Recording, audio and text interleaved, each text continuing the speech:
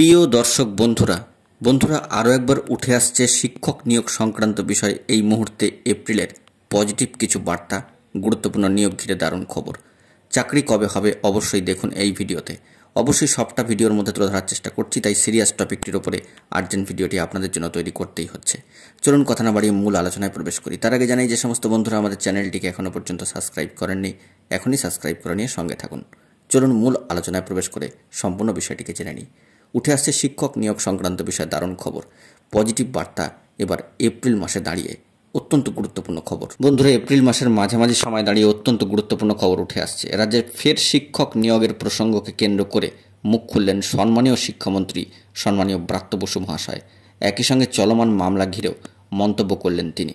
স্বচ্ছভাবে শিক্ষক নিয়োগ করতে বদ্ধপরিকর রাজ্য, জানালেন সম্মানীয় শিক্ষামন্ত্রী মহাশয়। একই সঙ্গে সম্মানীয় শিক্ষামন্ত্রী মহাশয় ব্রাত্য বসু মহাশয় এটাও বলছেন যে আদালতের নির্দেশের অপেক্ষায় আছি। শিক্ষক নিয়োগের জট কাটতে অর্থাৎ কাটানোর ক্ষেত্রে এসএসসি এসএলএসটি চাকরি প্রার্থীদের নিয়ে দফায় দফায় বৈঠক করেছেন সম্মানীয় শিক্ষামন্ত্রী মহাশয়, কিন্তু সমাধান সূত্র এখনও বার হয়নি। যদিও সম্মানীয় শিক্ষামন্ত্রী মনে করছেন যে আদালতের নির্দেশের পরে পরেই জট কিন্তু কেটে যাবে। সম্মানীয় ব্রাত্য বসু মহাশয় কিন্তু এটা বলছেন যে আমরা কিছুদিন আগেই প্রায় 10,000 প্রাথমিক শিক্ষক নিয়োগ করেছি, যদিও সেটা নিয়ে মিডিয়ায় তেমন আলোচনা হচ্ছে না। আসলে নিয়োগটি হয়েছিল একেবারেই স্বচ্ছ। তাছাড়া ভোট মিটলেই আমরা আরও 2,000 শূন্য পদে নিয়োগের জন্য প্রাথমিকের প্যানেল ছাড়ব। আর এসএসসির ক্ষেত্রে আমার মনে হয় যে আদালত খুব তাড়াতাড়ি রায় দিয়ে দেবে, জটও খুব তাড়াতাড়ি খুলে যাবে। সম্মানীয় বিচারপতি দেবাংশু বসাক মহাশয় দ্রুত রায় দিয়ে দেবেন। অত্যন্ত গুরুত্বপূর্ণ বার্তা। সম্মানীয় শিক্ষামন্ত্রী মহাশয়ের অত্যন্ত গুরুত্বপূর্ণ বিষয়টি কিন্তু উঠে আসছে এই বার্তার মধ্যে দিয়ে। নিয়োগ দুর্নীতি ঘিরে প্রশ্ন করলে সম্মানীয় শিক্ষামন্ত্রী মহাশয় কার্যত বলেন, আমি যেটা বলতে পারি তাহলে যে আমি মনে করি এসএসসি বা প্রাথমিক শিক্ষা পর্ষদ ইচ্ছাকৃত কোনো দুর্নীতি করেনি আর ভবিষ্যতে করবেও না।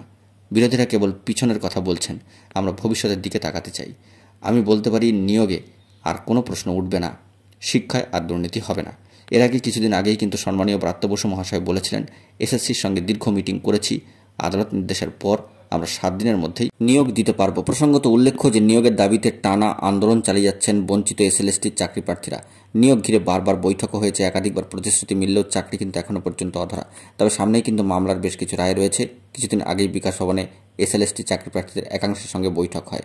ওই বৈঠকে উপস্থিত ছিলেন সম্মানীয় শিক্ষামন্ত্রী মহাশয়, সম্মানীয় শিক্ষা সচিব মহাশয়, সম্মানীয় এসএসসির চেয়ারম্যান সাহেব সিদ্ধার্থ মজুমদার মহাশয় এবং সম্মানীয় অত্যন্ত গুরুত্বপূর্ণ জনপ্রিয় সরকারি তরফ থেকে প্রতিনিধি সম্মানীয় কুণাল ঘোষ মহাশয়। অত্যন্ত গুরুত্বপূর্ণ কিছু খবর আপডেট উঠে আসলো নিয়োগ ও চাকরি সংক্রান্ত বিষয়।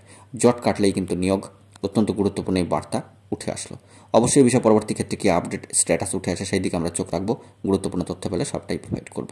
বন্ধুরা, এখন এই পর্যন্ত গুরুত্বপূর্ণ আপডেটগুলি পাওয়ার জন্য চ্যানেলটিকে এখনই সাবস্ক্রাইব করে সঙ্গে থাকুন। ধন্যবাদ।